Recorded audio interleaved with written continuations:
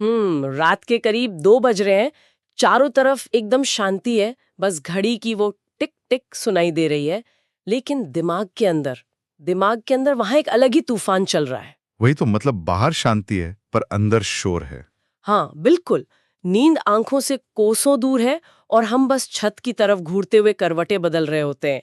कभी हम कल किए गए किसी फैसले पर पछतावा कर रहे होते हैं कि अरे काश मैंने वैसा नहीं कहा होता, तो कभी आने वाले कल की चिंता में डूबे होते हैं कि कल ऑफिस में उस मीटिंग का आखिर क्या होगा। ये एक ऐसी रैट रेस है जिसमें हम सब फंस गए हैं। एकदम सही कहा। ऐसा लगता है जैसे बाहर का शोर तो बंद हो जाता है, पर अंदर का शोर इतना हावी है कि सुकून बिल्कुल गायब हो चुका है। तो इसी सोच के साथ दोस्तों, मेरे YouTube चैनल पर वापस स्वागत है।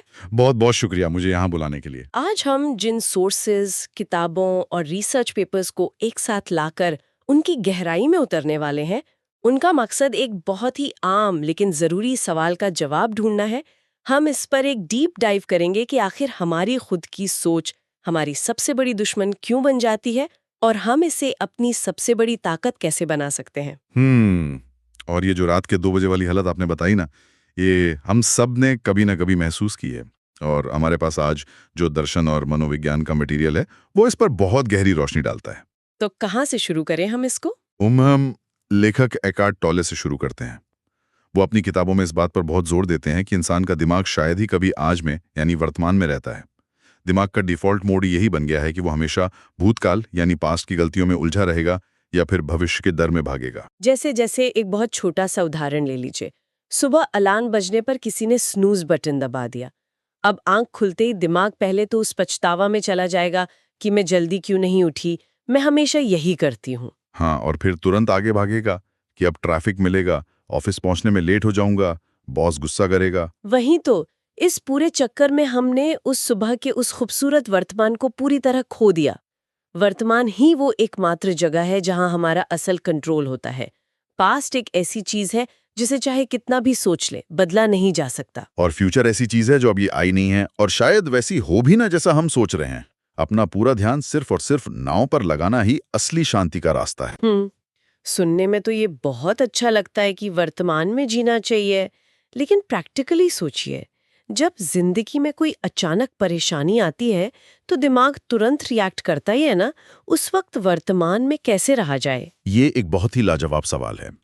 इसके लिए हमारे सोर्सेज में एक बहुत ही बेहतरीन कॉन्सेप्ट का जिक्र है जिसे 2 डॉट्स यानी 2 तीर का सिद्धांत कहा जाता है।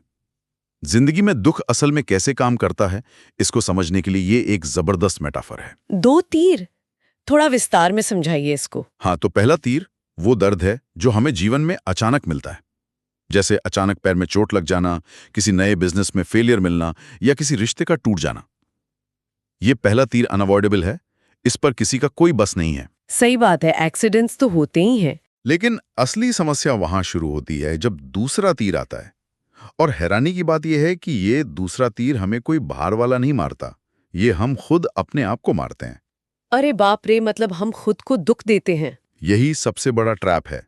ये दूसरा तीर हमारी ओवर थिंकिंग, हमारा गुस्सा और खुद को कोसने की आदत है।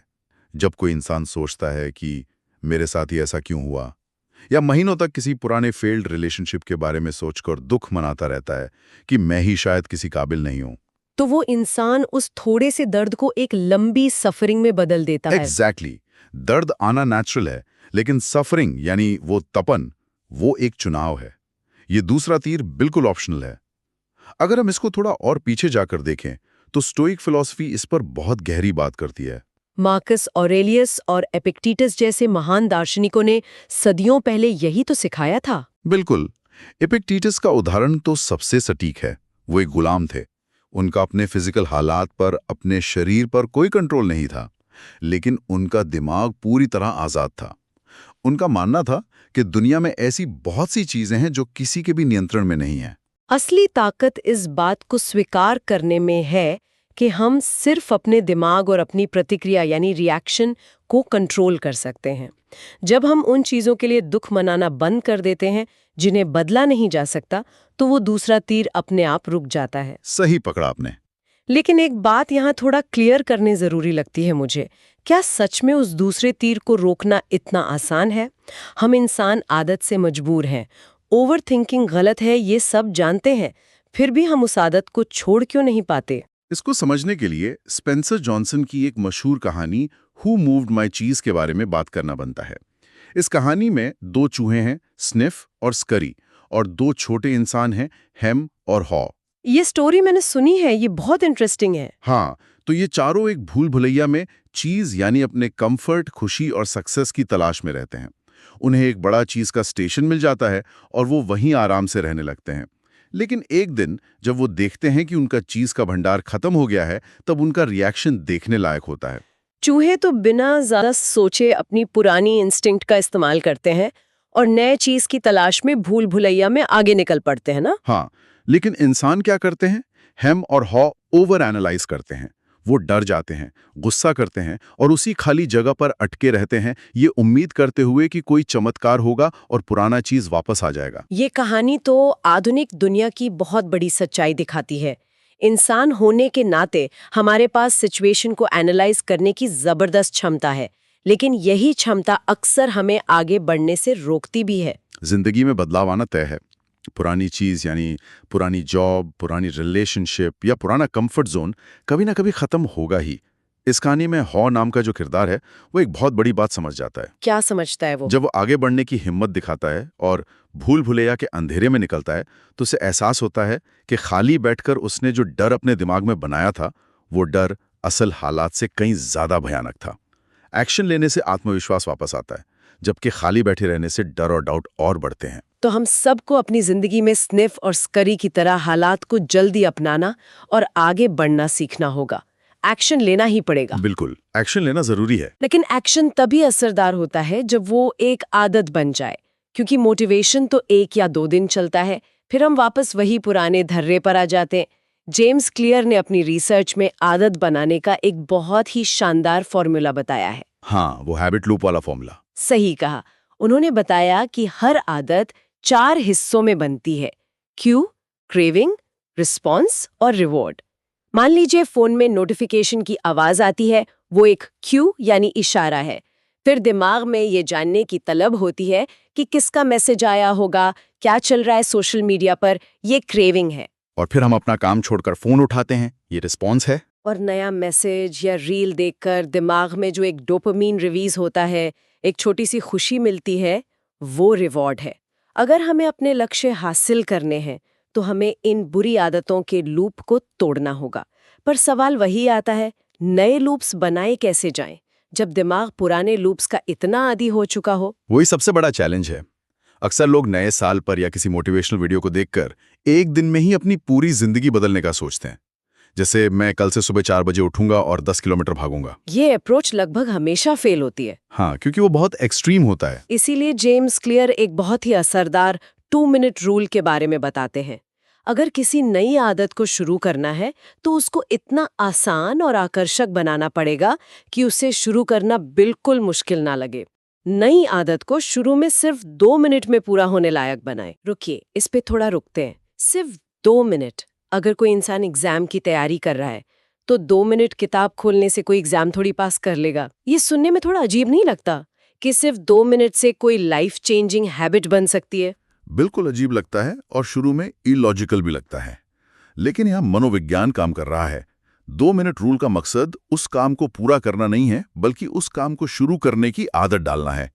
दिमाग किसी भी नए और बड़े काम को एक पहाड़ की तरह देखता है और उससे डरता है। अच्छा, तो जब हम बोलते हैं कि सिर्फ 2 मिनट के लिए किताब खोलनी है, तो दिमाग का वो डर खत्म हो जाता है, वो रेजिस्टेंस टूट जाता है। एग्जैक्टली। जिंदगी को बेहतर बनाने के लिए 1% इम्प्रूवमेंट की अहमियत बहुत बड़ी होती है। जैसे अगर सुबह रनिंग पर जाना है तो आदत रनिंग की नहीं डालनी है। शुरू में आदत अपने जूते पहनकर बाहर निकलने की डालनी है। अपने जूते रात को ही बाहर निकालकर रख देना चाहिए। ये कमाल की टेक्निक है।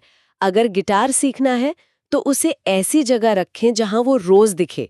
जब शुरुआत आसान होती है तो एक मोमेंटम बनता है।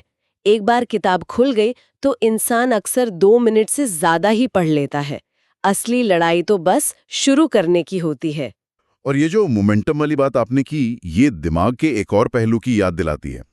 हम सब खुद को बड़ा लॉजिकल इंसान मानने का दावा करते हैं। हम सब जानते हैं कि क्या करना सही है, फिर भी हम गुस्से में या आलस में गलत फैसले क्यों लेते हैं? इस पर नोबेल प्राइज जीतने वाले मनोवैज्ञानिक डैनियल कानेमैन ने दिमाग के फैसले लेने के तरीके पर कमाल की रिसर्च की है। उनकी थ्योरी के हिसाब से दिमाग के 2 सिस्टम्स होते हैं, सिस्टम 1 और सिस्टम 2। हाँ, सिस्टम 1 वो है जो बहुत तेज है, इंट्यूटिव है और पूरी तरह से इमोशनल है। ये हमें हमारे पूर्वजों से मिला वो केवमैन दिमाग है जो खतरा देखते ही भागने का सिग्नल देता है। दूसरी तरफ सिस्टम 2 धीमा है, लॉजिकल है और एनालिटिकल है। आज के आधुनिक दौर में भी हम अक्सर डर, लालच या आलस में आकर सिस्टम 1 से तुरंत फैसले लेते हैं, बिना ज्यादा सोचे समझे। और इसका सबसे बड़ा नुकसान तब होता है जब हमें अपनी जिंदगी में बदलाव लाना होता है। सिस्टम 1 हमेशा नए बदलाव से डरता है क्योंकि उसके लिए नया मतलब सीधा खतरा होता है। कानेमैन समझाते हैं कि हमें सिस्टम 2 का इस्तेमाल करना सीखना चाहिए ताकि हम अपने ही सोचे हुए नए विचारों और दूसरों के नजरिए के प्रति खुले रहें। जैसे एडम ग्रैंट कॉन्फिडेंट ह्यूमिलिटी कहते हैं, है ना? बिल्कुल। इसका मतलब है कि किसी इंसान को अपनी क्षमता पर भरोसा तो होना चाहिए, लेकिन इस बात का अहंकार नहीं होना चाहिए कि उसे सब कुछ पता है। एक बहुत मशहूर केस स्टडी है ब्लैकबेरी मोबाइल फोन्स की। ओ हाँ, ब्लैकबेरी का फॉल तो बहुत फेमस है। ब्लैकबेरी के मेकर्स को अपने फिजिकल कीबोर्ड वाले आइडिया पर इतना ओवर कॉन्फिडेंस था कि उन्होंने शुरू में टच स्क्रीन स्मार्टफोन्स को पूरी तरह नकार दिया था। उनका सिस्टम 1 बोल रहा था कि लोगों को कीबोर्ड ही पसंद आएगा। जब तक उन्होंने अपने सिस्टम 2 से मार्केट को लॉजिकली एनालाइज किया, तब तक बहुत देर हो चुकी थी। अपनी गलतियों को मानना और नए नजरिए को अपनाना सच में बहुत जरूरी है। ये कॉन्फिडेंट ह्यूमिलिटी वाली बात हमारे खुश रहने के तरीकों पर भी अप्लाई होती है। आजकल हर जगह एक ही मंत्र चल रहा है कि हमेशा खुश रहो। वही तो, लोग सोशल मीडिया पर परफेक्ट वेकेशंस और परफेक्ट लाइफ दिखा रहे हैं और बाकी सब उन्हें देखकर परेशान है कि हमारी लाइफ इतनी खुशनुमा क्यों नहीं है। ये एक बहुत बड़ा मिथ है जिसे तोड़ना वाकई बहुत जरूरी है। खुशी कोई ऐसी परमानेंट मंजिल थोड़ी है जहां हम एक बार पहुंच गए और जिंदगी भर वहीं बैठे रहेंगे। खुशी एक टेम्पररी इमोशन है, बिल्कुल मौसम की तरह। कभी धूप होगी, कभी बारिश होगी। इस हमेशा खुश रहने की एंडलेस कोशिश की जगह हमारे सोर्सेज एक और गहरे कॉन्सेप्ट पर ध्यान देने को कहते हैं, जिसे फ्लो स्टेट कहा जाता है। Flow state. मिहाइली चिक्सिन-तम्हाली ने इस फ्लो स्टेट पर सालों तक रिसर्च की है। उनके अनुसार इंसान सबसे ज्यादा शांत और संतुष्ट तब होता है जब वो किसी ऐसे काम में पूरी तरह डूब जाता है जहां उसकी स्किल्स और उस काम के चैलेंज का एक परफेक्ट बैलेंस होता है। जैसे मान लीजिए कोई इंसान पहली बार कोडिंग या पेंटिंग शुरू करता है। अगर शुरुआत में ही सबसे मुश्किल टास्क ले लिया तो वो फ्रस्ट्रेशन में छोड़ देगा, और अगर टास्क बहुत आसान हुआ तो बोर हो जाएगा। लेकिन जब चैलेंज दिमाग को पूरी तरह एंगेज कर ले, बिना उसे ओवर स्ट्रेस किए, तब एक ऐसी अवस्था आती है जहां समय का पता ही नहीं चलता। उस वक्त दिमाग भूतकाल या भविष्य के तूफान से निकलकर पूरी तरह वर्तमान में होता है। इसी को फ्लो कहते हैं और यही असल सेटिस्फैक्शन देता है, टेम्पररी हैप्पीनेस नहीं। ये वाकई बहुत पावरफुल कॉन्सेप्ट है। और जब हम मीनिंग और सेटिस्फैक्शन की बात कर ही रहे हैं तो विक्टर फ्रैंकल का जिक्र आना तो तय है। जिंदगी का मतलब क्या है, इस सवाल का इससे बेहतर जवाब शायद ही कहीं मिलता है। विक्टर फ्रैंकल एक साइकियाट्रिस्ट थे जो दूसरे विश्व युद्ध के दौरान भयानक हॉलोकास्ट कॉन्सेंट्रेशन कैंप्स में कैदी थे। उन हालात के बारे में सोचना भी रूह कंपा देता है, जहां इंसान से उसका परिवार, कपड़े, खाना और आज़ादी सब छीन लिया गया था। हर तरफ सिर्फ मौत और दुख था। वहां कोई फ्लो स्टेट या मोटिवेशन काम नहीं आ सकता था। फिर भी फ्रैंकल ने वहां एक ऐसी चीज नोटिस की जिसने साइकोलॉजी की दुनिया ही बदल दी। फ्रैंकल ने देखा कि उन कॉन्सेंट्रेशन कैंप्स के उस नरक जैसे दुख में भी जिन लोगों के पास जीने का कोई मकसद था, चाहे वो अपने किसी प्रियजन से वापस मिलने की उम्मीद हो या कोई अधूरा काम पूरा करने की चाहत, उनके बचने की संभावना उन लोगों से ज्यादा थी जिन्होंने उम्मीद छोड़ दी थी। फ्रैंकल अपनी मशहूर किताब में लिखते हैं कि जिंदगी का मतलब कोई एक सिंगल यूनिवर्सल फॉर्मूला नहीं है जो सबके लिए एक जैसा हो। जिंदगी का मतलब हमें खुद तय करना होता है, हर हालात में। जब सब कुछ छीन लिया जाए तब भी एक आखिरी आज़ादी बचती है, और वो है किसी भी हालात में अपनी प्रतिक्रिया, अपना नजरिया यानी अपना एटीट्यूड चुनने की आज़ादी। यही स्टोइसिज्म का भी अल्टीमेट टेस्ट था, जहां बाहरी हालात पूरी तरह खराब थे लेकिन उन्होंने अपने दिमाग की आज़ादी नहीं खोई। ये बात वाकई रोंगटे खड़े कर देती है। अगर किसी इंसान ने इतने दर्दनाक हालात में जिंदगी का मकसद ढूंढ लिया तो हम आज की आम परेशानियों में उम्मीद क्यों हार जाते हैं? पर यहाँ एक नया सवाल आता है, हम इन सारी फिलॉसफी और मनोविज्ञान की बातों को आज के इस हाइपर कनेक्टेड दुनिया में कैसे उतार सकते हैं?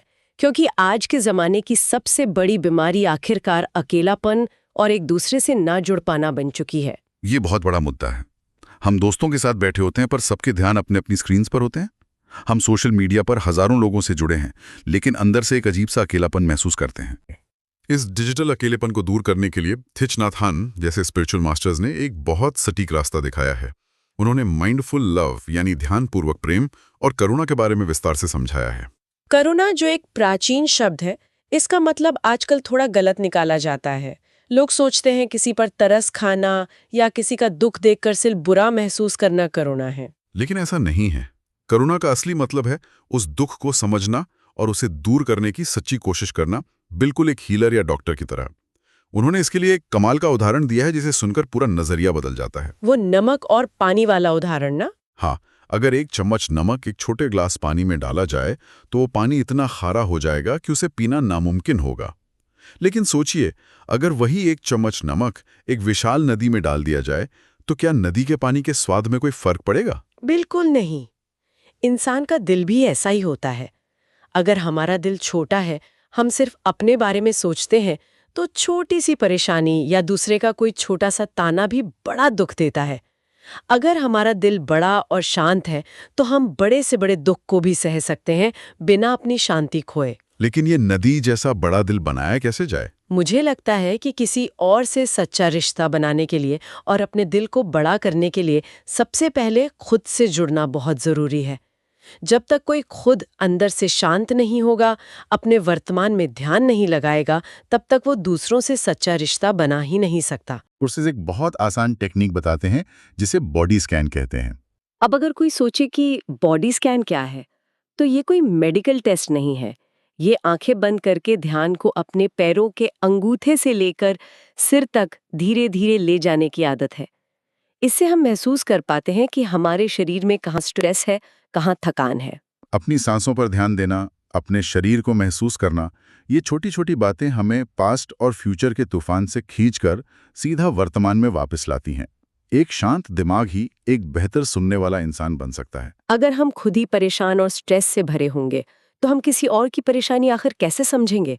यही आत्मनिरीक्षण यानी सेल्फ रिफ्लेक्शन हमारी आदतों में और हमारे फैसलों में सबसे बड़ा बदलाव लाता है। हम जितना अपने आप को जानेंगे, अपनी कमजोरियों और अपनी ताकत को समझेंगे, उतना ही बेहतर हम इस दुनिया को समझ पाएंगे। आखिर में सारे फिलोसोफर्स और मनोवैज्ञानिक यही बताना चाहते हैं कि इंसान की असली ताकत बाहर की दुनिया को कंट्रोल करने में नहीं है।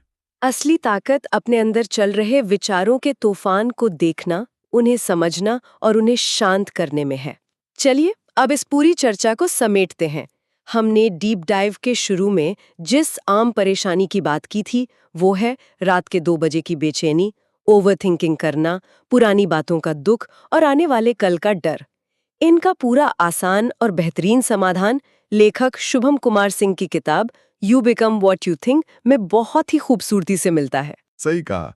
उनकी ये किताब हमारी आज की चर्चा के इन सारे पहलुओं को एक साथ लाकर यही सिखाती है कि चाहे नई आदतें बनाना हो, काम में फ्लो स्टेट को ढूंढना हो या अपने अकेलेपन को दूर करके रिश्तों में शांति लाना हो, सब कुछ दिमाग से ही शुरू होता है। जैसा कि बुद्धा के शब्दों में बहुत पहले कहा गया था, हम जो कुछ भी हैं वो हमारे विचारों का ही नतीजा है। जिंदगी बाहर से बदलना शुरू नहीं होती, वो इंसान के अंदर से बदलना शुरू होती है। इस पूरे विश्लेषण और इस किताब का सार यही है कि अगर कोई इंसान अपने दिमाग पर, अपने माइंड पर मास्टरी हासिल कर ले, तो वो अपनी पूरी लाइफ को मास्टर कर सकता है। हमारी आज की आदतें, हमारे कल के रिश्ते और हमारी खुशी, ये सब कुछ आखिरकार इस एक छोटी सी बात पर निर्भर करता है कि हम अपने विचारों को किस दिशा में बहने देते हैं। इस गहरी चर्चा को यहीं विराम देते हुए दोस्तों, एक आखिरी सोच विचार का सवाल छोड़कर जाना चाहती हूँ। बिल्कुल, इस पर जरूर सोचिए। आज हमने देखा कि किस तरह हमारी आदतें, हमारा वर्तमान और हमारे रिएक्शन हमारी पूरी दुनिया बनाते हैं। अगर हमारी आज की सोच हमारा आने वाला कल तय करती है, तो क्या आज हम उस दूसरे तीर को खुद पर चलने से रोकेंगे? क्या आज हम उस ओवरथिंकिंग, सेल्फ ब्लेम और डर की उस चेन को तोड़ने की आजादी चुनेंगे, जो आखिरकार सिर्फ हमारे अपने हाथ में है? इस पर वाकई गहराई से विचार कीजिएगा। आज के इस डीप डाइव यात्रा में मेरे साथ जुड़ने के लिए शुक्रिया। मेरे YouTube channel progress with Praveen को सब्सक्राइब करना न भूलें, ताकि हम ऐसी ही किताबों और उनकी सीख पर आगे भी चर्चा करते रहें। अपना ख्याल रखें, अगले वीडियो में मिलते हैं।